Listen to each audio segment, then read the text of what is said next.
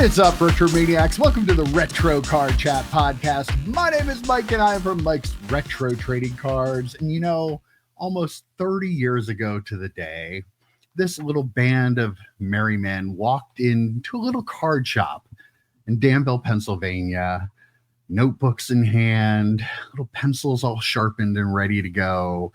There were two wooden tables butted up end to end there. We all sat down. And we had our research, we plotted, we thought, and we said, how can we be big sports card content influencers in 30 years? And today you're watching the fruit of our labors play out right before your eyes or ears. How you doing, boy? Wow. Got through that one. I'm one take. No, yeah, 30 years ago, famously, EP sat at that table and said, I refuse to ever win this league. He said, for 30 years, I refuse Going to win this strong. league. Yeah, Going strong. He, a man of his word. He's like, you know what? I never want to win this league. 30 years later, still hasn't. Good job, EP. You're the real winner here. Congratulations. Bravo. That's quite the streak. That is one of only two original owners who have never won the league that are still with us, if I remember correctly. Yeah, you and the guy who took Jim Harbaugh in the first round. I think Barry Sanders my first pick ever. I think I was managed to pull that off for some reason. No, I don't think it was. I'm pretty sure I picked Barry Sanders in the first league. I feel like you did, but then I couldn't figure out how he ended up on my team because you never traded. Like I don't feel I think I traded him to your dad for a really good deal that include LaShawn Johnson, the Giants running back who had one good game. He's a Giants running back. Yeah, that's why he's never traded since, Mike. That is, forgot there was a reason he doesn't trade. Yeah. Oh, yes. 30 years of fantasy football. Pulling back the curtain. We love to do that here. We're actually recording a day early this week because we're going to be all hungover and worn out from the draft that we did yesterday. When you watch this, it's actually today after we do this. So I think that's right, isn't it? Something like that. Yeah. So we're going to be out on the golf course while you're watching this tomorrow. Yeah. So, but yeah, 30 years, our 30th year. So if you're wondering how we can put up with each other, it's because we've been doing it for a long time. Right. Nobody else in this world could ever put up with the three of us for this long, other than the three of us. So yeah. Yeah, like the combination. Yeah, the combination it wouldn't be. People couldn't handle it. It'd be like a supernova situation, black hole situation. They couldn't handle it. And like I have to discard friends every so often because I can't deal with them or they can't deal with me. I just gotta discard them. 30 years strong here. I mean, I guarantee you, we are way more annoying than those people you're discarding. Oh yeah, for sure. But we on purpose that. Yeah, we do it on purpose. Yeah. And yet people are here watching us. Yeah. I do feel like the fantasy league though is kind of like the shop for sure, but the fantasy league really like helped us to be better friends just because we're all such big fans of fantasy and we've been doing that. That's been that's the constant thing even when the shop left. So definitely I'm looking forward to today. I always look forward to the draft. And in case you're wondering at home, the connection, because we played fantasy football, we decided to start putting some daily fantasy football lineups in together. And we had a group chat, which we were talking about all that stuff, which eventually turned into our card group chat. So there's the connection. Mm-hmm. If we wouldn't have been playing fantasy football, we wouldn't be here talking to you right now. So meant to be. B to C. Yeah, there you go. So what's new and exciting? Where are you this week, Joe? I hope you're not too far from the draft. World traveler Joe Day. Yeah. I'm actually probably pretty close to you, Mike. I think I'm like 10 minutes away from your house. I'm at the Inn at Turkey Hill, my favorite place to stop whenever we do the draft. Rob and I come out here, have a really nice dinner last night. Went out to the fire pit, had some drinks with some new friends. I'll discard them later. Don't worry. But we were hanging out, having some beers down there, and then just a great place to hang out every time we come up here. So, and the internet is good. Knock on wood. I got the room right above the Wi-Fi router. I said I need the room in the main area, and they gave it to me. So there we go. Knock on wood. The Wi-Fi has been holding out. So So and far, I'm drinking so good. coffee. I'm drinking coffee right now because at the draft, I may have brought a sampling of beers for the group. So I'm saving myself for that. EP though, you can't. I mean, I can't. You have no willpower. Yeah, 0. Cheers. There you go. Got to get started early on draft day. Exactly. That's all I know. Listen, if you don't start drinking in the morning, you can't drink all day if you don't start in the morning. So yeah, that's my motto. And you can't go 0-30 in championship games if you're not drunk for the draft. You gotta have priorities, man. Gotta have priorities. It's all a bit for the show. Trust me. He doesn't really have a problem. It's just a bit for the show. Oh no, I do. Well, we go off the rails at the beginning of the show quite a bit. So what's new and exciting down there, EP? Well, I among other things this week, I was like, for some reason, I decided, you know what, I'll look at the sell sheet for that Topps Chrome Star Wars. I saw somebody talking about it or something like that. So I was like, you know what, I'll take a look at the sell sheet. It was like, it is $350 a box.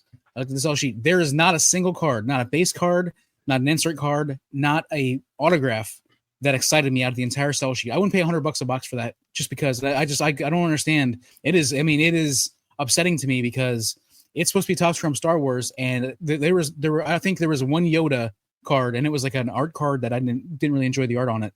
But there's none of the big, the big people from Topps Chrome Star Wars. You would think this is their first product, the first US product, right? For Topps Chrome Star Wars since they've had Star Wars for a little while. Oh, that's right. I'm confusing that. Yeah, Marvel. You're thinking Marvel. Yeah, I'm thinking Marvel. But anyhow, I want to have those original people in there, and all they had were people I like, and half of them.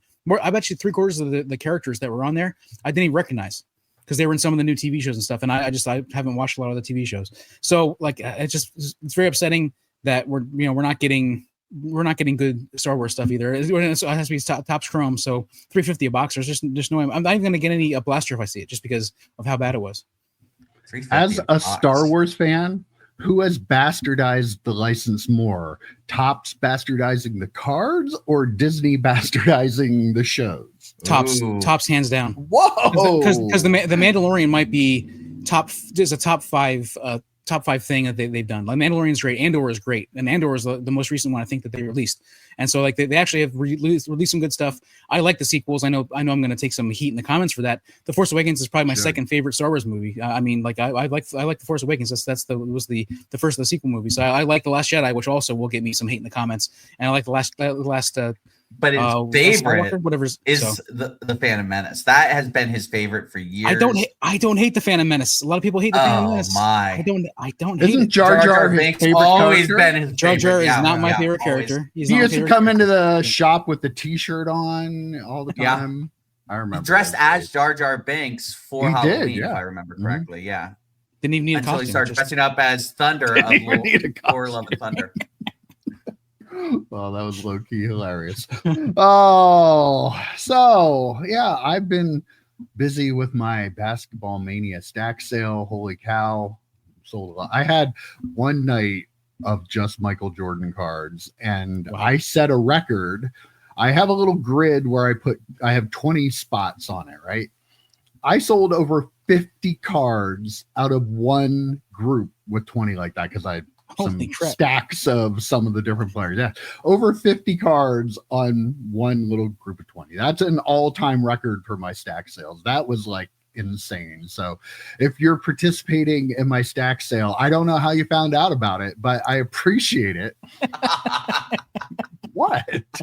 It's been a good time though, and I've been giving some stuff away. I gave away a couple. I have a couple custom printed Mario basketball cards done in like the 86 Fleer that Joypad Lad on Twitter, the person that makes my stickers, he also made these. He does fantastic stuff. He should do more of it because he's really good at it, but he doesn't do a lot of it. So, but people loved those. They really wanted to get.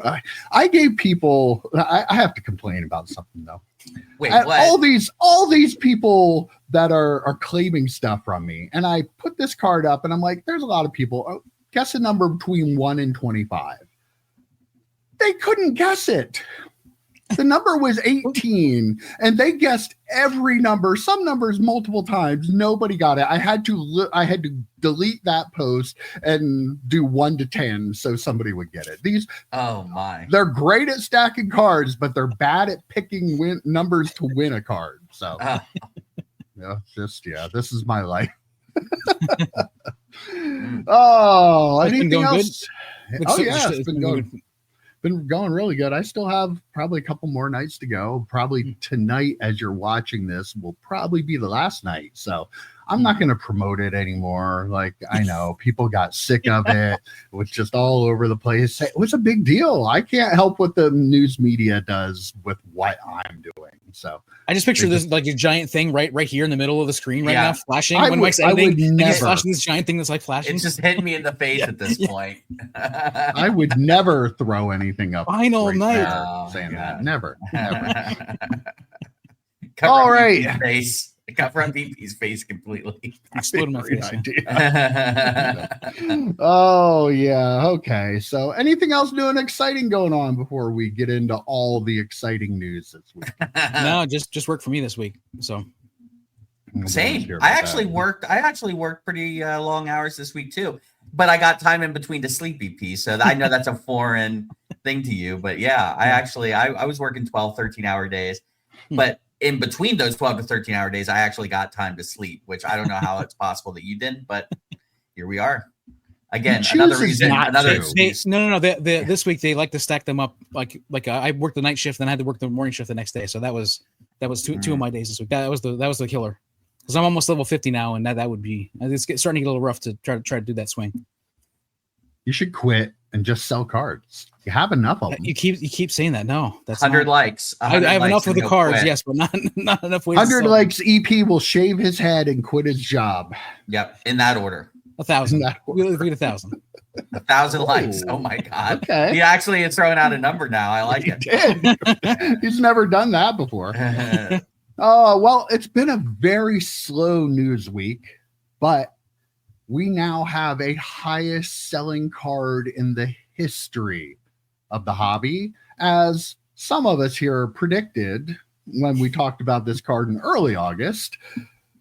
The 2007 exquisite dual logo man of Michael Jordan and Kobe ended up selling for $12,932,000. Wow. Just wow. That is past the old record of the SGC 9 Mickey Mantle that sold for $12.6 million. Just like it, I always thought this could happen, but I woke up this morning and I looked to see what the final price was, and it did kind of shock me a little bit, even though I proposed that maybe it would be the highest selling card, because we talked about how this is the only one. Mickey Mantle cards, there are a couple others out there. Honus Wagner card, there's some out there, but this is the only one of this. And I'm actually kind of happy that this is now sitting on top of the hobby sales. I think it's a really cool card, and it's cool now that there's a it's kind of our time period, 2007. Yeah. It's like before things got really crazy, and it's not vintage. So I'm really glad that this card, because I feel like historically this is kind of more special than like a Mantle. Sorry to say, than a Mantle or a Honus Wagner. To me, it's a biased opinion. Michael Jordan and Kobe are from my era, so clearly that's a tainted opinion. But I'm glad it's number one. So yeah, this is right after we stopped collecting, but this card has all the DNA of when we were collecting. You know, the upper deck, game used, on card. I mean, it's got all those check marks where, you know, the Mantle, the SGC 9.5 Mantle is nice and all, but there are 10. We know there are PSA 10s out there, so it's, you know, like there are better options of that card available. And there are just a lot of that card available. I mean, not by today's standards with base cards, you know, in the billions or whatever they print of everything. But like there are enough Mantles that it's a special card. Like you said, Mike, don't get me wrong. It's a special card. Although the 9.5 SGC looks so much better than the 10. That didn't it? PSA 10. Yeah. Oh, yeah. The PSA 10. We was actually top-notch. saw the mantle in person in Atlantic City. That was such a beautiful card. It was. But like you said, like this, it is the only one. The game used, it's got the autographs. It's just, for our generation of collectors, it means a lot more. And I actually think the Wagner is a more impressive card than the Mantle, just because of the history of that card and the actual scarcity of that card. The Mantle card isn't that scarce in the grand scheme of things. It's not anywhere near as scarce. So you have a 1/1. Though PSA 6, you think they crack it out maybe and try and get a great bump? What do you think? Yeah, I would. I mean, I would. Send it to BGS. Absolutely. Yes, it was the corners. BGS isn't as hard on thick cards, so just send it over to them. Yeah, I agree with you 100%, Mike. I'm happy about the sale, 100%. Like this is the new king. This is the greatest rarest card ever. And the Vintage Boys are going to come after us, right? They're going to be upset about this, but the bottom line is this card is the only one. Like it is, like Mike said, the rarest. I think it's the greatest, and like the fact that it is also is, has memorabilia in it, which are the logo mans, and it's autographed. Like there are so many things going for this card. The 1/1. It's just it also came from a time with players when, in my opinion, the NBA was better. It was more fun to watch than. I mean, obviously, there's a lot of NBA fans now, but I really enjoyed the NBA from that time period too. So just this card is just it's amazing. I'm so glad it's at the top. To your one point, Joe, just about the mantles. Like if you go to the National, you can see lots and lots of 52 mantles. There are a lot of cases that any card that I've held isn't that rare. Any card that I've had an opportunity, nobody would let you hold it. Right. If it was a 1/1, I'm not touching that 1/1 logo, man. No one's letting me hold that, but I was able to hold a mantle. Like it was nothing. He just slid it across the table. Perkins been like, oh, your buddy might like to see a picture of this. I'm like, yeah, they would, but yeah, it's not anywhere near as rare. It's not my fault that they didn't make a Mickey Mantle, Willie Mays 1/1 RPA of some sort. Dual bat card. Right. Dual logo man bat card. Yeah. So, yeah. The highest selling Jordan card previous to this was a Jordan Logo Man 2003 Exquisite, sold for $2.9 million. The highest selling Kobe card was a 2015 Flawless Logo Man, which sold for $2.3 million. So I had an idea. We should buy those cards because Joe, do you have your calculator with you? Oh yeah, I brought it with me. Okay, could you get that out? Just double check my math here. Okay, I have $2.9 million for the Jordan and $2.3 million for the Kobe. Okay. I get that's $5.2 million. 5.2 million. Yeah, that's what I'm getting here. Okay, good. Okay, so if I subtract 5.2 million from 12.6 million, you get a profit of 6.6 million. So I think we should buy both of those cards, like maybe just glue them together and put them in like a one touch together. And booklet one touch. Booklet one touch would be great. And we could make over $6 million profit. No one would be able to tell the difference, I'm sure. Also, I'm pretty sure I just called 911 there by accident. So if the cops come busting down the door, that's we'll say that's the reason why. Best episode ever. It is kind of shocking though. Like you were talking about those two cards being, those two players' highest cards. You probably looked this up, Mike. So I'm not going to ask you. EP, what card is before this card was the highest selling basketball card? Do you think the most expensive basketball card ever sold? It had to be that Jordan. I would have to think it would be that Jordan, the Jordan 1/1, the logo man. No.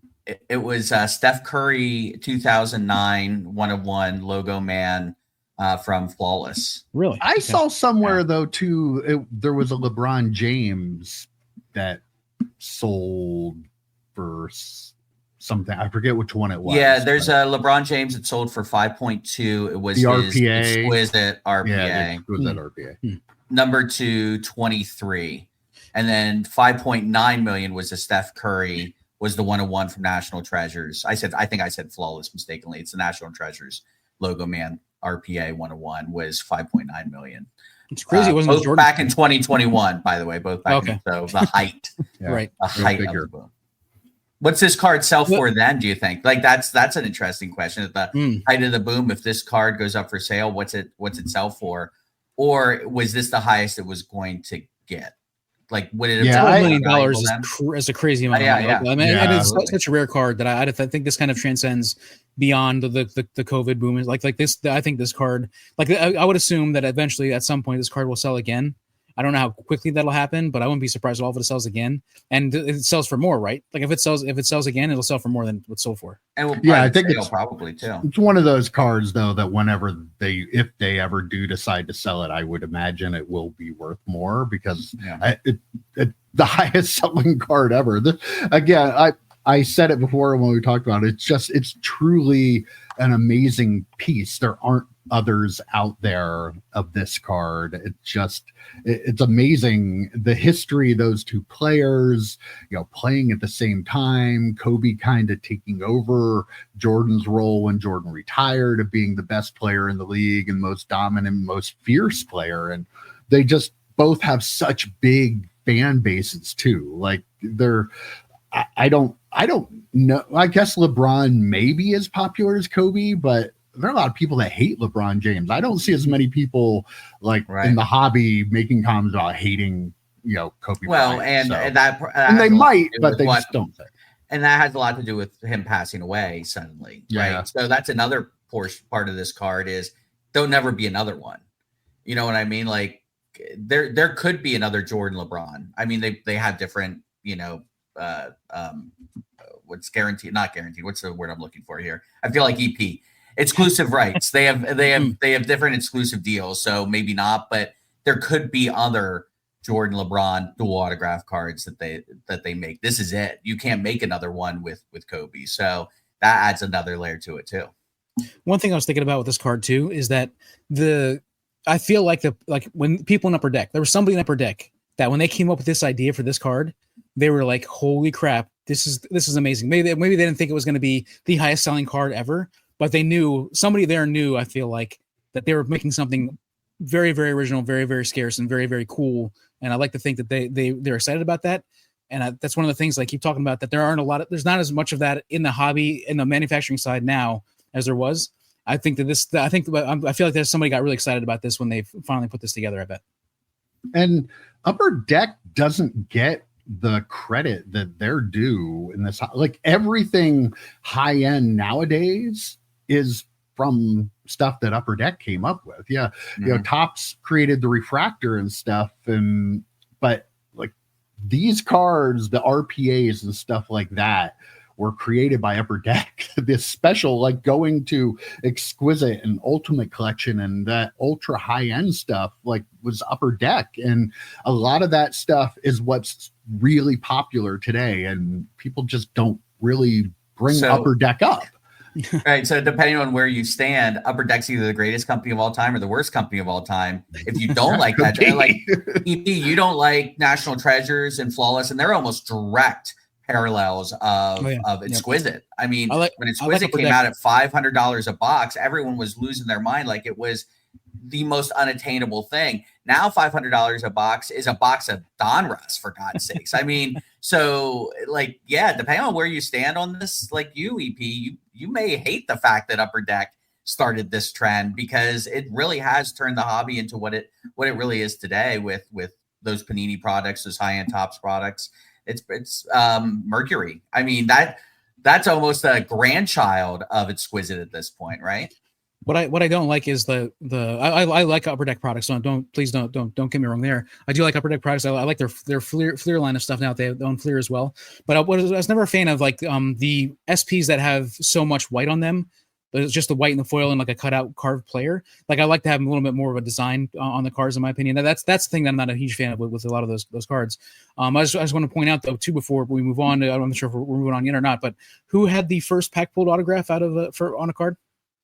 Upper Deck. Who had the first jersey card? Upper Deck jersey. Yeah. Okay, and who made the first logo man? Upper Deck. All right, so I mean, like that right there. It's 1, 2, 3. That's the awesome, RPA. right? Yeah. Yeah. First with the RPA. Just So, yeah. SPX RPAs were, I believe, the first. I think SPX were the first RPAs. But I mean, the greatest invention ever in sports cards ever was obviously that Paul Skeens premier, what are they called? The stupid fanatic Pro debut. Pro debut. Yeah. The bastardized cards. Not the ping pong ball. Not the ping pong ball. The ping pong ball might be number 2 at this point. Still waiting to see what that case looks like. Oh boy, that'll be something. Yeah. Do you think Michael Jordan, like in our lifetime, we're ever going to see him in licensed cards? Is he going to ever leave Upper Deck? Like, it's kind of crazy that they still have him, but they don't do anything with him. And that's why I think knowing Jordan, he just that's a great paycheck for doing literally nothing. Yeah, I'm sure. Yeah. Are they paying him just to keep him away? Yeah. I don't. That's a good question. I mean, I'm sure there are a lot of Jordan collectors out there who are praying that he does not go anywhere else. Oh yeah, be Fanatics, because kind of like the LeBron thing I brought up when he switched over. Like, there's a lot of those LeBron high-end autograph cards that these folks are worried that Fanatics will come out and kind of flood the market with them and kind of lower that value.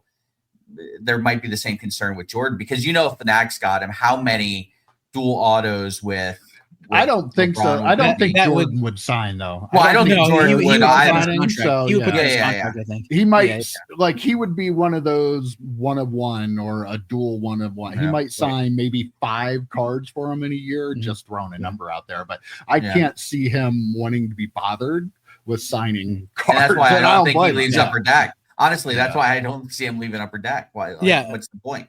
Yeah, I feel like his contract for Upper Deck is show up for a photo shoot for Goodwin Champions, sign 5 cards, then he can leave. It's kind of like probably what his entire contract is, and you can't go to anywhere else. Like, that's the last lines. Okay, and you can't go anywhere else, and I think that's the contract. And unless you lose like a bet on the golf course, you're allowed to sign some private signing cards. Then. But after that, no. It would be great though to have just like a base card or a parallel. Like, there hasn't been a base card of him since Upper Deck lost the basketball license, 2009, 2008, somewhere around there. So there was no Panini Michael Jordan card. Yeah. Like, that's crazy to think about. And the crazy thing is, if he had a base Prism card, that might be one of the top selling cards every year in that set, right? Like, just the silver, the silver Prism, like, people would buy that up like crazy every year. He'd be one of the first one would be untouchable. Like, that would be through the roof. Could you imagine how expensive that? What was it? 2012 was the first year. Yep. Could you imagine if Jordan had a silver Prism in 2012? Panini products, right? That'd be crazy. It would be not 12 whatever million crazy, but pretty crazy. Maybe, you never know. Right? Probably not. Maybe the 101, the black finite one. Oh yeah, the black finite. I don't think they had those in 2012, did they? I don't think so either. I don't think so. I don't know. I didn't collect then. Sue me. Yep. All right. So, I'm a huge Mets fan. I hate the Mets. Oh yeah, I'm a Phillies fan. But Pete Alonso, I like Pete Alonso. It's hard to not like Pete Alonso. He's a baseball player, EP. He's a baseball player, EP. Yes. Yeah. He set the Mets all-time home run record. We don't really care about that, but what we do care about is the fact that Topps Now did a card commemorating that, but they're going to do another one commemorating it that they're going to pass out at a game on, I wrote it down here somewhere, September 21st. They're printing 15,000 Topps Now cards to commemorate that they're going to hand out to fans that go to the game.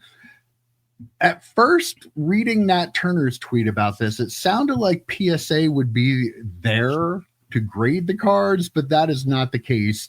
They are sending the cards to PSA before the 21st, and they're going to get the cards back. And some of the people, they sent parallels and the game used cards. I guess they have a game used batting glove card of him. And they sent those to PSA to get graded, and they will be handed out to random people that go to the game. Plus, there's a special event ticket. I guess you can buy because the Mets will get their cut of you getting a better card, I guess. So you can get one of the parallels, I guess, by buying that. I don't know what it costs. I probably don't want to know what it would cost.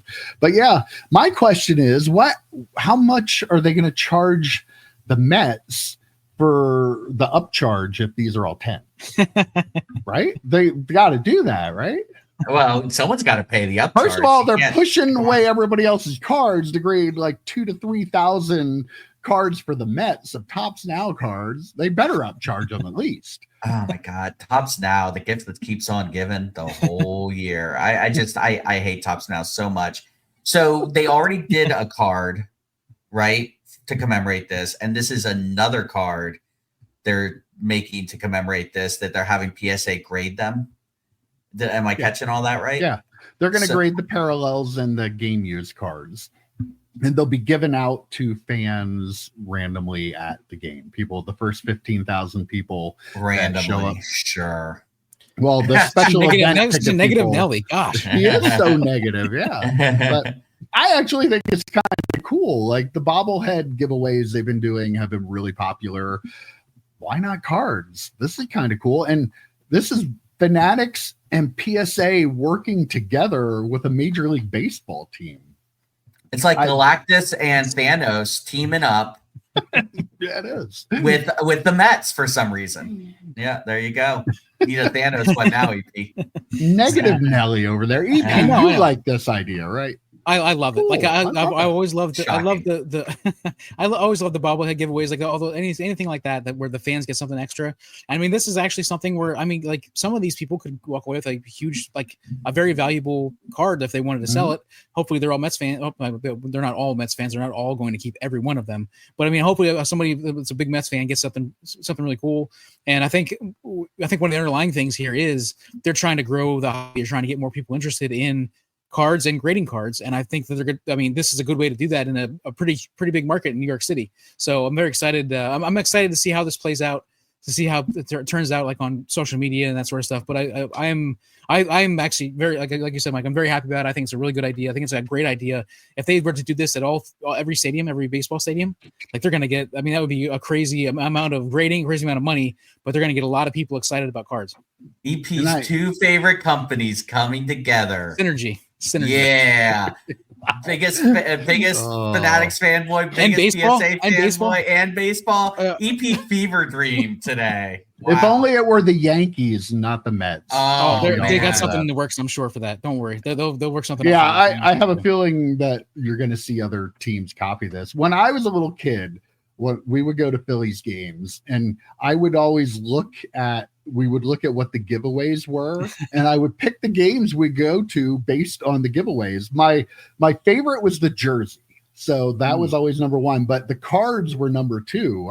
They used to do the tasty cake cards with those, and I still have some of those around here somewhere. So yeah, even back then I loved it when you could get cards, and I mean this is cool. You're gonna have a lot of collectors, of course, pushing their way in there, but it's cool too. This is something kids can actually get excited about. There are a lot of stuff in this hobby that aren't really geared toward kids, so this will be good. And like you said, EP, I feel like you're definitely going to create some new collectors by doing this, and it's going to be incredibly popular. And I'm guessing you're going to see it. Probably the Mets might even do it again, just to do it. Like, what's the Why wouldn't you team up with Tops? You don't have to get everything graded, but to do like a team set of Tops Now that you can do throughout the season. There's a lot of growth area for this, and I think this is just seed that'll plant into something much bigger. Oh yeah, I mean, as we grow along, like go ahead, Joe. I was gonna say, did you see EP gasp when you said not everything has to be graded? And he was like, "What? What? Are you sure, Mike?" He's like, well, if it looks nice, it does.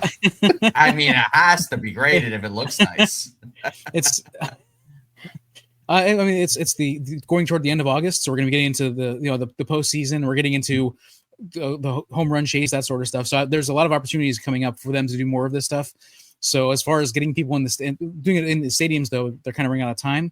But I could see them maybe doing this as like the opening day next year, commemorate Aaron Judge's however many home runs next year opening day, something like that. So I guess they're again, like you said, Mike, they're planting the seed. I love this though as an idea for all of that.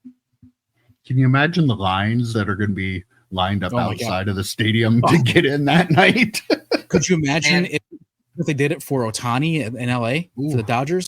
Yeah. Like, my gosh, like the people would be flying into LA to try to get into that game. Bananas. I can't imagine how many, like you said, I forget which one of you said, hopefully, or you said something about collectors coming in. You know, it's not just going to be like kids getting this. I'm not worried really about collectors getting it. I'm worried about like the people who weigh blaster boxes at Walmart trying to get in line for well, there will be people, those type of people right, getting into it. So, and I think as they do this more, which I agree, they absolutely will be doing this more. I think more of those people will be coming out, seeing what kind of valuable cards you could get. Some of those people might be coming out and trying to get them too.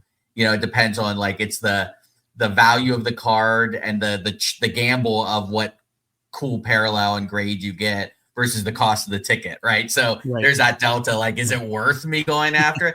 Because you don't have to pay to get it graded, right? So there's some fee taken right off. You don't have to pay to ship it. So there's part of it taken off. So maybe buying the ticket might be the way to go. I think there are a lot of people that they're not even worried about the worth part of it. Like, these are going to be sealed, right? You won't know what it is. Like, it's coming like a sealed pack, right, Mike?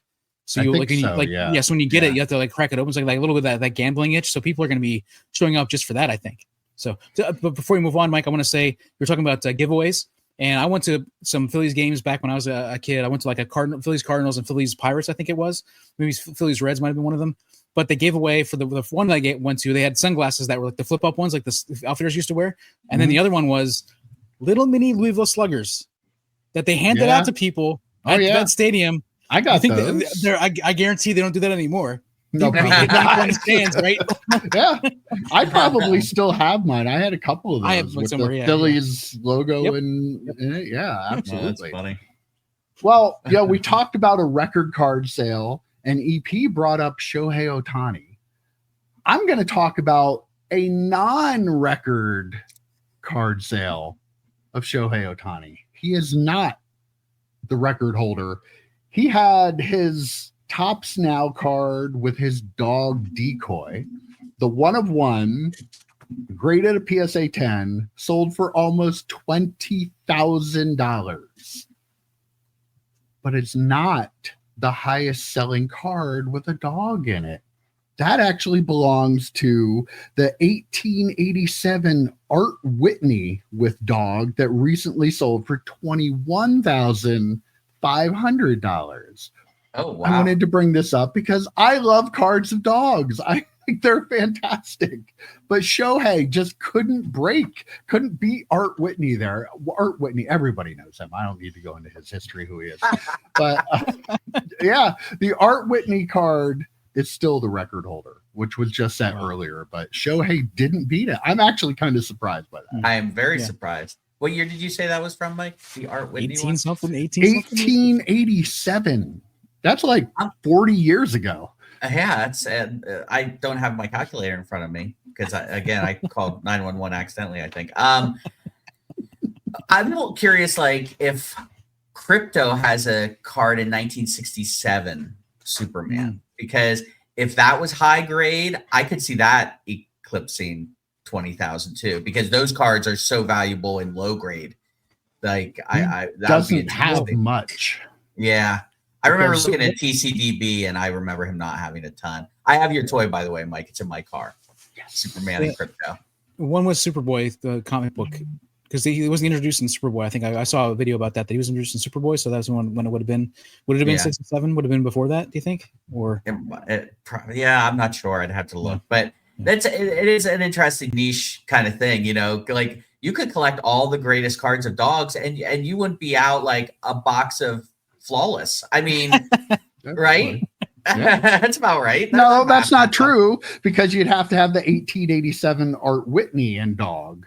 That was that's what I'm saying. That's what I'm saying. That's 40,000, right? Total. I'm guessing that Art Whitney card is really, really rare, right? Like there's probably not a lot of those out there. Probably not. I don't know. I wasn't around back then.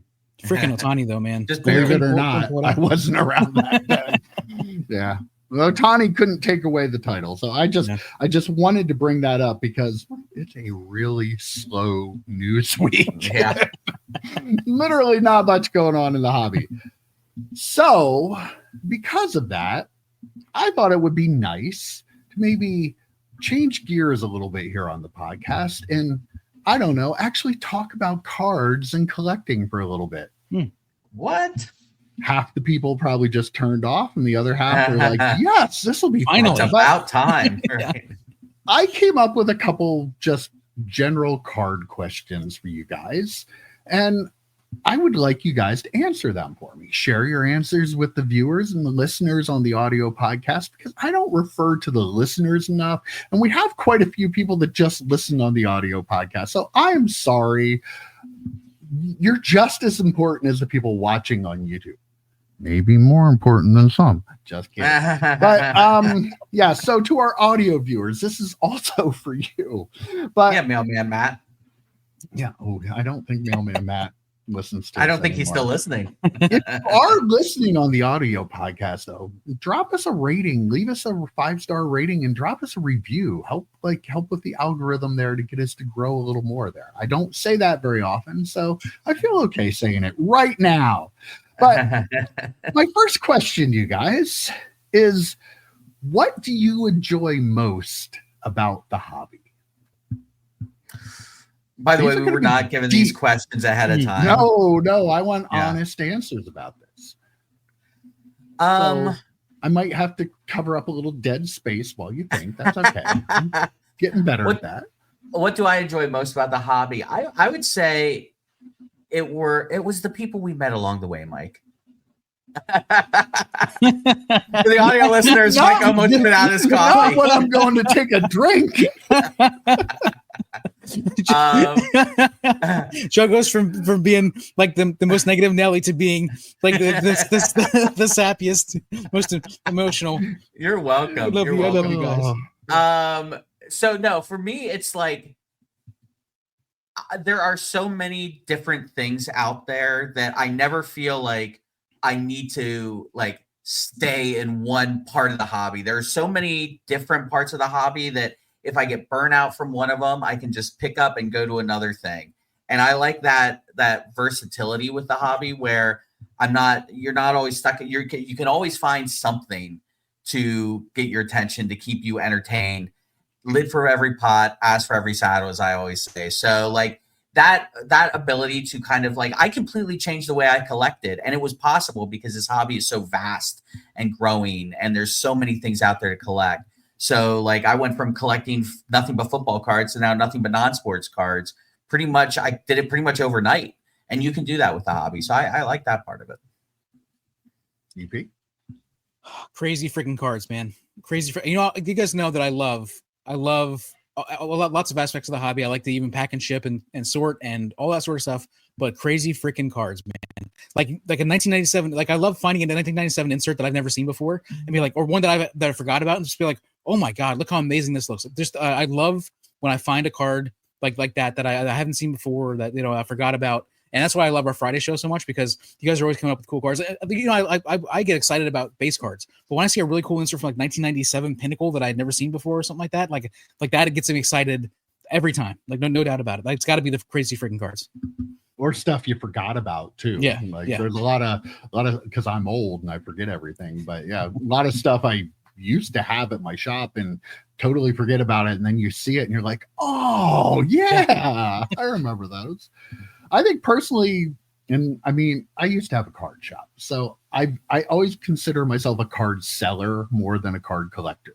If people hate me for that, that's fine. But I couldn't collect. I say this, I've mentioned this before. I couldn't collect because I had to sell, because I had a shop and I had bills to pay and I had to stay in business. So like, I don't get as much attachment to a lot of things, but I do love finding cards that I can sell in my sales because I know people are going to like those cards. When there are certain players that I know people are going to like, you get to a point where I kind of have my own little community on Twitter that buys stack sale stuff. And I know what they like, and I see a card and I think of a couple people automatically when I see that card and think I should get this so I can give this to that person. So it's a weird thing maybe for some people, but I like being that. I jokingly refer to it as rehoming cards. It's kind of like a dog, you breed dogs and then you give them to their owners. And I kind of feel that way about cards. I get this card from the guy that was at the show that's had this card sitting in a box for 5 years, and I got it because I know this person's going to like it and I can get that to them. And as strange as that sounds, I love that part of the hobby. So it's probably even doubly exciting when you find one of those cards that, like, you have 3 people that buy that player. Like, oh man, I can't wait to see who wins this, and the conversation that happens afterward. Because like everybody that is in your stack sale, I don't want to say everybody, but most of the people that I've seen, the interactions with the people, everybody gets along. Like they're all kind of like this from the same community. So like it's a fun conversation when somebody misses out on one too. Like because they're oh man, I just like that sort of stuff. So it's really cool. It's good stuff. Some people act like they're going to be violent about it. Oh my. Yes. And they're the women collectors. So let us know your answers to this stuff in the comments too, because I want to know. We don't have a lot of news to bore you with this week, so work with us here. Let us know your thoughts. We care. Work with us. He will not respond, but Joe and I will. Unless we get 1,000 likes, then he will respond, shave his head, and quit his job. He'll shave his head and quit his job, but he still won't respond. He still won't respond. Okay. Well, if I quit my job, I'll have time to respond. So in the immortal words of Meatloaf, 2 out of 3 ain't bad. Am I right? That is right. All right. Next question I have for you. What is one set you would really like to build? It could be anything. Like money is no issue. Just one set you would really love to put together. Not buy it complete. Right. But put this set together. Oh man, that's because ironically, I just posted something recently on Twitter asking people if they would build the 2008 Rittenhouse Iron Man master set or the 2000 Topps X-Men master set, because I already have like the 2 biggest autos from those sets. So boy, right now I'm kind of leaning towards building that Iron Man set. I think that would be a lot of fun. And, I've been like kind of disheartened by the MCU recently. And it's like some of the stuff is just not good. It just isn't. But man, when you go back and rewatch that original Iron Man, it's such a damn good movie. Like the perfect casting, pretty much down the line. Even though I love Don Cheadle, Terrence Howard was really awesome as Rhodey too. Jon Favreau, he has autograph cards in it. So I think I'm leaning that way. That movie is just such a good first hit for a movie. And that I think I've been, and they have Rittenhouse made binders. So, me, if there's a set with I love my licensed binder. So I think right now it'd be 2008 Iron Man. I'd love to get a sealed box to be able to open it, but it would not be worth it. It would not be financially worth it to do that. So I won't, but yeah, I think that's the one. Nice. Does it make it any less exciting though, since you already have the biggest card? No, because that money's already spent. I don't have to try and spend that money anymore. It's so ridiculous. Yeah. I think there are probably still some other rare autos that are probably going to be tough to find. Like if you're going to do the master set, there's probably a couple of autos that are going to be tough Jeff to find. Bridges is tough. And the other thing is, you guys know I'm like an autograph kind of snob. Mm-hmm. So like that set has like a lot of streaked autos, a lot of faded autos.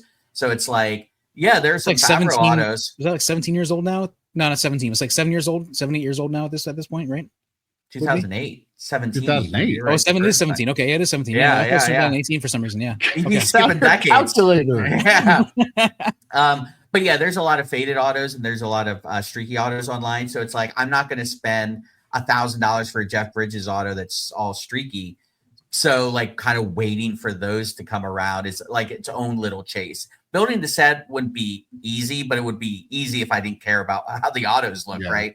So like kind of waiting for that perfect looking auto to come around is what makes the chase even more interesting. EP. Oh man, I thought about this for a while. I'm glad Joe talked for a while because I had to think about it. But I think I'm going to do a master set, and I think it's going to be 1998 Topps Finest basketball.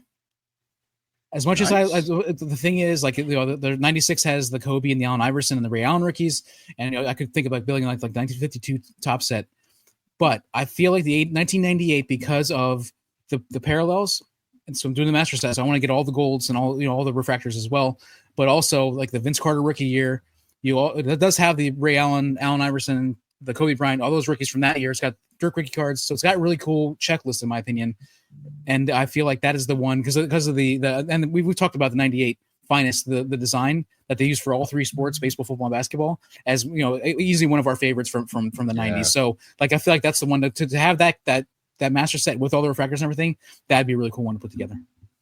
That'd be a great set. That would absolutely be a great set. Be a little bit pricey. Oh yeah, yeah, a little bit pricey. Yeah, I think I've said it before, but I think I really need to do a 75 top set at some point. That's what condition are you looking at? Because I mean that's the thing with that one, right? Would you try to get a really high grade or not? Not that you would grade them all, but that's a good question because I want the Brett to be like at least a 7.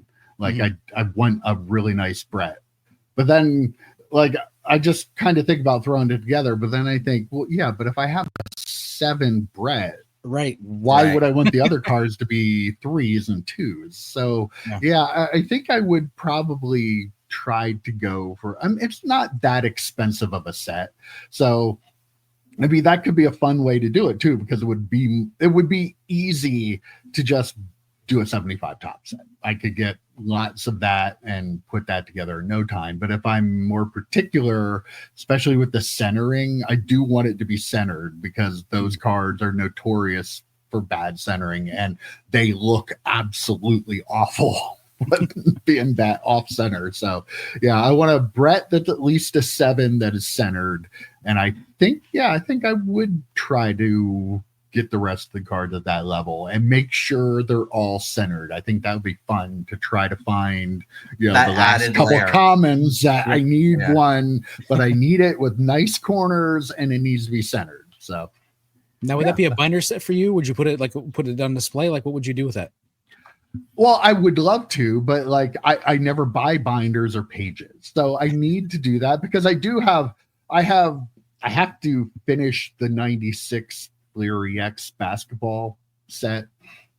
I have most of it. I have all the big price cards there. So I want to finish that. I want to put the baseball, the basketball, and the football. I have a baseball set. I need to put football together, but I'd like to put all 3 of those in the same binder.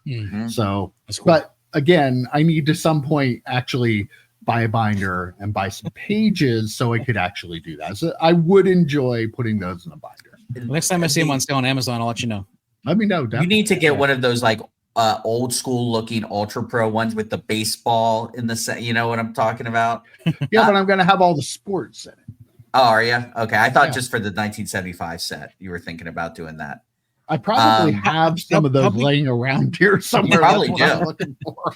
How big is the checklist for the 75 set? Probably pretty big. I think it's probably like 600. Something like that, 700. Yeah, that might be one binder. Exactly. That might be one 3-inch binder by itself. So yeah, that. But the EX sets that I definitely want to do, I want to put those together because they're less than 100 cards for each of those. So oh, nice. Yeah. I think it'll look really cool. All right, this last question I have for you: what is your biggest or best memory of Mike's Upper Deck Card Shop? Oh, wow. Comment down below, everyone, too. Yeah, comment down below. Boy, I mean, we're into fantasy football weekend, so I kind of want to say that first ever draft. Like, I probably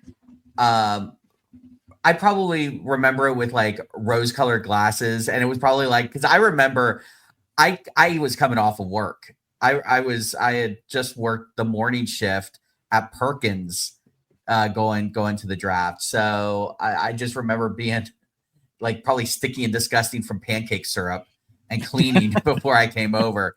So, but The best memory I will say is a collection of memories of the Halloween parade. Bar none, every year, the Halloween parade, Mike doing the popcorn machine, just like, watch it, stealing all my answer, and putting on because there was a Thursday night game, right? And like on TNT, you would throw that on. Gus Johnson, was it Gus Johnson was the play-by-play person? Might have been. But yeah, I mean, so you had the TNT football, Thursday night football game on, Mike with the popcorn machine, Kelly eating Slim Jims, playing pinball, and opening up mid-90s Pinnacle. Like that I will never forget. Mid-90s P-Cobby right there. P-Cobby. Yeah. Pulling out trophy collection cards, and I pulled all 3 of the David Barr cards. Remember him, guys? I do. Eagles rookie quarterback in 94, 95.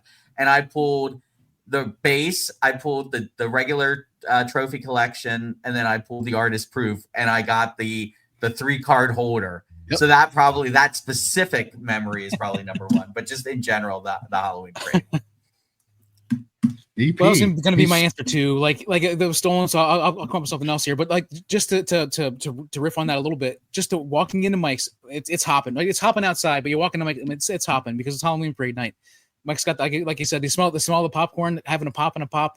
That is for reference for our viewers. Our little town has a big Halloween parade, huge, and my shop was on the main street, and the parade would come down this one street and then turn down the main street. So the downtown in Danville, Pennsylvania, there were people sitting all along the streets watching the parade. For hours, and it was like a 2-3 hour parade. It was a long parade. So just for that, sorry to cut you off there, people. Yeah, that's fine. People know what's going on. Yeah, it was. I mean, we're talking about a massive, major deal. I think it's still pretty big, but not. I mean, I think it was even bigger then. Like it was just a ridiculously huge. People would go in the morning to put their chairs and towels out to claim their spots. That's how big it was every year. Pissed me off when they put it in front of my shop too.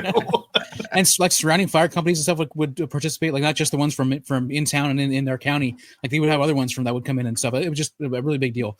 But anyhow, we would spend our time in the shop doing everything. So I guess it's a collection of things. So I'll just say ESPN News always being on the TV. Just bottom line, just have always hearing. So we just hang out there, talk about what's on the ESPN News. The pinball machine, going through its different sounds, even if someone wasn't playing it, just going through its sounds, just listening to that sort of stuff. And I guess those are the 2 big things. Like I like the draft. Maybe the moments when we were talking about starting a fantasy draft. I remember walking in at one point and Mike saying something to me, and that, again, this was not in 1996. So I was, second year out of high school. And he's like, "Do you have any interest in joining a fantasy draft?" Or I forget his exact words he said, but was like, "Hell yeah, bro!" Like I'm was in 100%, 100% at that point. So yeah, I was excited about that. And then I guess the last thing I would say is, toward the end of the shop's days, I would I'd come in there on Saturdays after Mike was done, and just I would knock on the door, he'd let me in, and we just chat. Just about whatever, about how his day was or whatever, selling stuff and buying stuff. And he was listing stuff on eBay. I just remember kept him from doing his work a lot of the time, but that was just fun conversations we had in the shop those days. So yeah, we talked about everything and nothing at all in those days, but it's hard I wanted your perspective. It's hard for me to give one because I was the one there all the time, but there's so much that I love, so many memories that I have. Like I loved, having the packets ready to go for people to stop in and pick up their fantasy football packets. I loved playing Donruss Red Zone when we were all playing. That was on my list. Much fun. And we had a lot of people there playing that too. That was crazy. We had a full league, right? Do we have a 10-team league or something like that, or 18 league? Like we had a lot. 8 or 10, right, everybody showed up every week. It was so crazy. Like Joe playing Mage Night. We played that later on. That was a lot of fun. Just hanging out in the shop after the shop closed. Like I would close the shop. I believe it closed at 5:30, and some days these guys would be in there, and we would just hang out. I'd lock the door and put the close sign up, and we would hang out. We'd shoot the shit. We'd talk fantasy football trades. Mike would grades. Well, Mike would of course, bring in the packs. that was all day long. That was just after I closed. I have a lot of boxes that prove that too. But yeah, just that was so much fun. And again, that's why we're here today, because we developed that friendship way back then by doing this stuff. It was just a good time. We hung out a lot together too. So it was cool. We played golf together. Yep. My one story, do you remember the time, Joe, the crazy kite lady? God, that sounds so familiar. I think I heard this story, but I don't think I was there. My shop started off in a smaller building right next door that my parents owned. My dad owned that. I think I remember this story now. And we started that, and we had moved into this place, a bigger place, and my family rented that old space to this woman who sold kites. Yes, it was a kite shop. That's how small our town was, baby. I don't even remember what the deal was, but she and her husband came over and were like complaining about something. And I'm just like, my picture my shop, you walk in, it's kind of long, not super wide. Had all the showcases on one side. I would stand behind there. My dad was in the back part of those, and they were complaining to him about something. I don't even know what, but all I remember was the woman's husband getting like really belligerent and like stepping toward my dad. And I remember did he like poke him in the chest too? Yeah, and I remember just boom, I came out from behind the counter and I got in his face to get him away. The silly things we remember, but that I will never forget that. Again, I don't even know what it was about, but I remember the situation. And no, I didn't do that to everybody that came in the shop. But I remember you just like walking, it was like kites. getting people's faces all the time. You were just like always. No, I would just mutter stuff under my breath. Right. But I mean, the cast of characters that we had going through that place, you had the No Breaks kid. Right. Yeah. I mean, you which had the story UPS originated guy. from EP. Right. Yeah. And then the kid would come in and be like, that's a No Breaks kid. And then the UPS guy. Remember, we had the same UPS guy coming in all the time. Yep. Fairweather Dan. We had Steve. Golly. Yeah. I mean, it was a group. It was a cast of strange, some oddities. It was a sitcom that just wasn't on TV. Yes. Yeah. I wouldn't want to. I wouldn't say it's my favorite memory, but one memory that definitely sticks in my brain is the Pokemon craze. Like that would be an entire season of the sitcom. Would be the years of the Pokemon craze. Like just because like when that launched in '99 or whatever, like that was like you had to allocate a lot of space on the shelf for it. Like it was just a crazy time. The Pog craze was even bigger than Pokemon craze. Oh, really? I think. Yeah. I think you were not collecting at that time, EP. Right. So good on you that you didn't have to go through that. Yes, I sold Pog. Shoot me. I don't care. I think I bought Pog. So what can you do? Everybody did. Comic books. Yep. I sold it all. You name it. I sold it. If I thought it was fun or cool, I sold it. Yep. All right. Well, just a quick little discussion here. This probably deserves a little more but we've talked about this kind of thing quite often.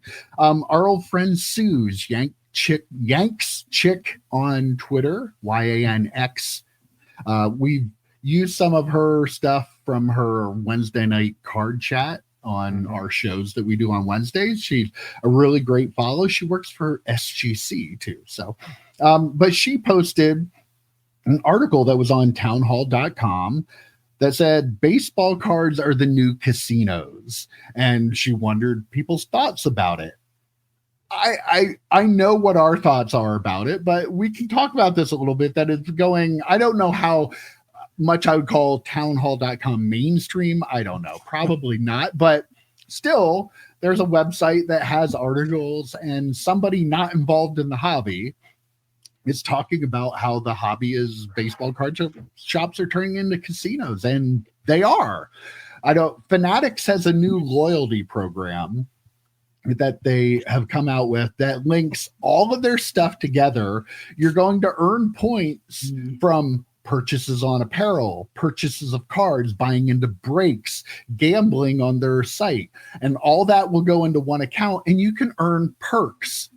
What does that sound like, Joe? Is there anywhere else that you can go and like risk your money on things, but they'll give you perks for doing so? Have you ever heard of that?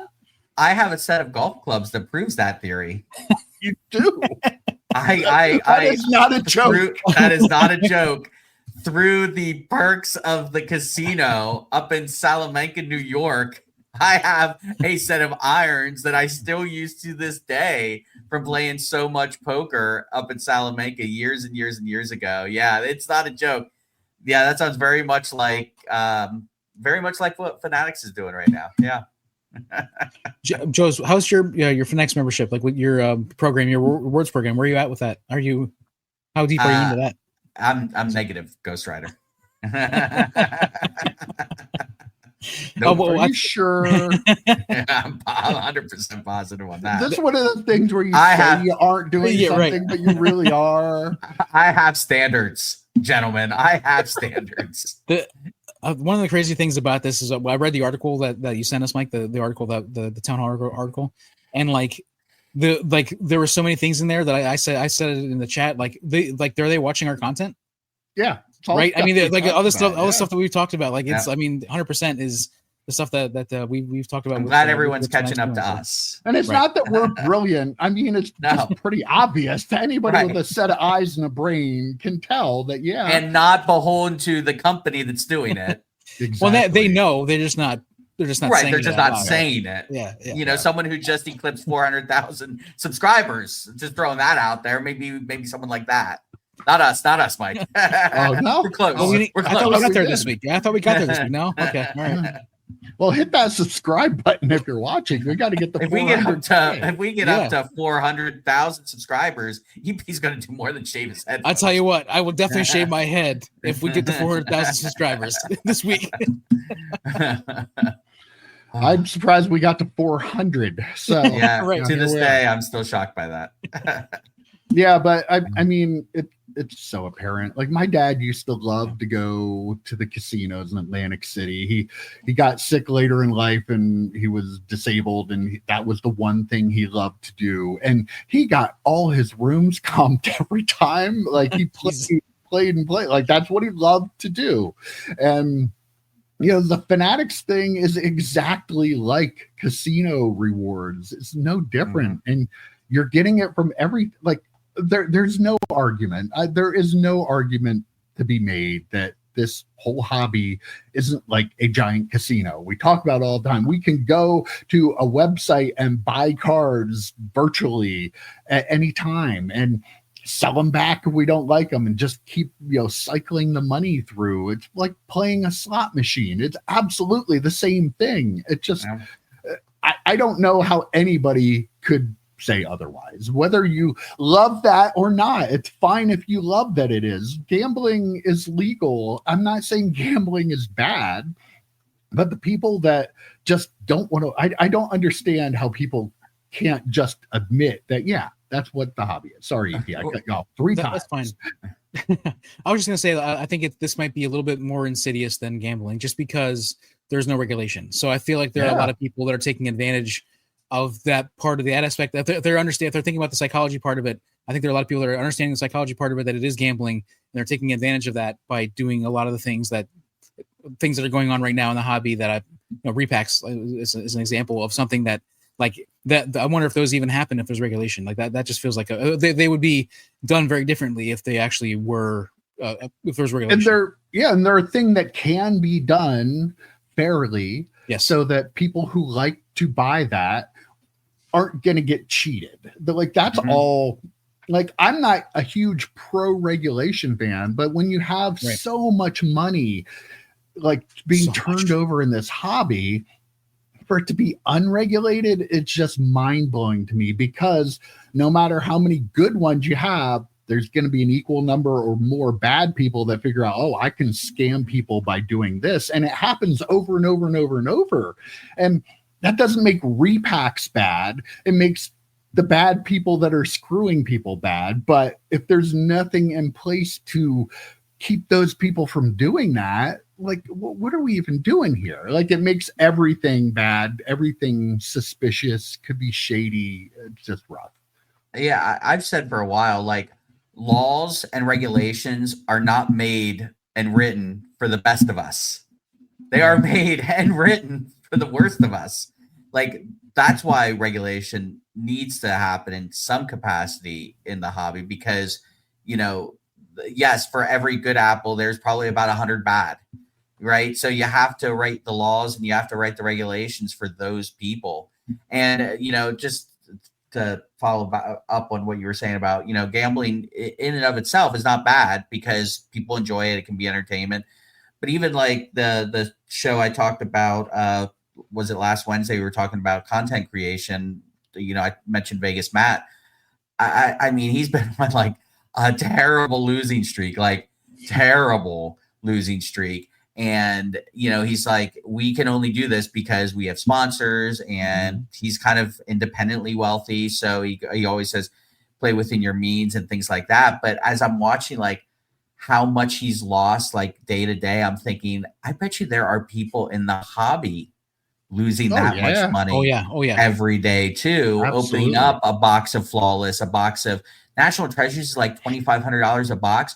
Who in the world is making money off of that with no autographs of Jaden Daniels, no autographs of Caleb Williams? Like JJ McCarthy and Michael Penix can only take you so far. I mean, I don't know how you're making any money off of that product, but people are ripping it. People are paying for it. So yeah, I wouldn't be surprised if Vegas Matt losing $5,000 or $10,000 a day. There aren't card collectors out there doing the same thing, but probably with a lot less regulation attached to it. Yeah, and there are a lot of people probably with the same mindset where like, well, this box is going to be the one. I'm going to finally get. Right. I've been running. This slot machine's going to be the one. EP. This hand's going to be the one. Yep. This is going to be the one. This is definitely going to do it. I need to switch slot machines, or whatever. I need to just buy this other product. That'll be the one that gets me there. I just got to pay 20. You know what? The problem is I'm not buying the $2,500 boxes. That's why I haven't got a big hit yet. I got to buy one of the really big ones like that. That is a really that is again. I like the word insidious for a lot of the stuff we're talking about. And speaking of something like along those lines, gambling has pulled it like bad actors. Like there are a lot of bad actors that are drawn to to gambling throughout history. That's the thing. And I feel like there are probably a lot of bad actors who don't care about the hobby, who are in the hobby only because they know they can scam people and they know it's not regulated. And they know they can do things to make money, taking advantage of people. Absolutely.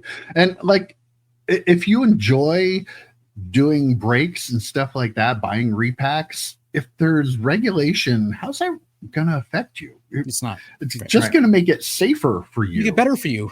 Yeah. Like, so I don't know. The only people that should be worried about that are people who aren't doing things the right way. Right. Our old buddy Ziggy actually sent me something on Instagram too. It was a story of a kid. I don't have it in front of me, so I may get some of the details wrong, but apparently he racked up like tens of thousands of dollars on his uncle's whatnot account. Oh gosh. Because he somehow got into that and he was buying cards just from all the different whatnot dealers and stuff on his uncle's account, and it was a kid. So that again, that's a big part of the problem is we don't know who the person is on the other side using that stuff. You're not supposed to be, under 18, I believe, or whatever it is for Fanatics Live, but how do they know for sure? Do they know? Are they doing age verification? I don't remember that when I signed up for my account. Whatnot is the freaking Wild West. We talk about that all the time. That's like such a strong vehicle for scammers to scam and for things like kids to go on and spend money that maybe they aren't really able to spend, like other people's money like that. Right. Which ties into what we talked about last week, where you have these kids who are trying to, keep up with the Joneses, watching these content creator kids going out with Zion cases and tens of thousands of dollars of cards. And I said something last week, like it's either going to lead to depression, like it did with social media and Instagram years ago, or it's going to lead to shit like that, where someone's stealing money to try and keep up with the people they see on social media. And for this example with that kid, that's exactly what probably happened. He probably saw. Oh yeah, probably went to school with these cards. Oh, I can get these. My friends will be really impressed. Yeah. Oh, Jimmy over here that has like all these cards in a Zion case. I can be like him, and like all the other kids will think I'm cool. Like that's how it works when you're a kid. Yeah. We all did that in one level or another. So it just costs a lot more money to do it now. Well, I have my nephew's one friend when he was a little kid. One of the online games, I think he racked up like $5,000. Like like some of those online games you can like click now to keep playing or whatever. And the kid, obviously the kid didn't know, and the parents didn't have it locked or whatever. So or the kid figured out a way to get around it, but ended up like racking up like $5,000 on that. And and he wasn't like a little baby kid. Like he was just like a kid playing, thinking, okay, well if I hit this button, and then he kept hitting the button and it kept going. And so it's very very easy. I don't know how whatnot works as far as like limits on buying, or like if your account only has so much money in it or whatever, if it stops you, or if you can just keep hitting the button and then. Which, by the way, guess what? Who does do that? Online casinos. There's only so much you can deposit. If you have a card linked to it, so if you if your card has a credit limit that's not being declined, or you have enough money in your bank account that your debit card's not going to be declined, it's just going to keep going. As far as I know, I don't think there are any kind of limits on there that I'm aware of. I could be wrong. I don't use it that much, but I have used it before. Like mine's linked to my PayPal card, so anything I buy comes out of the PayPal account. But if I just had a sale and I have a lot of money in my card account, I could clean that out in no time. If I had a kid though that was on my account, that could be dangerous. Yeah, I do want to ask though for sure. Just I need to do it.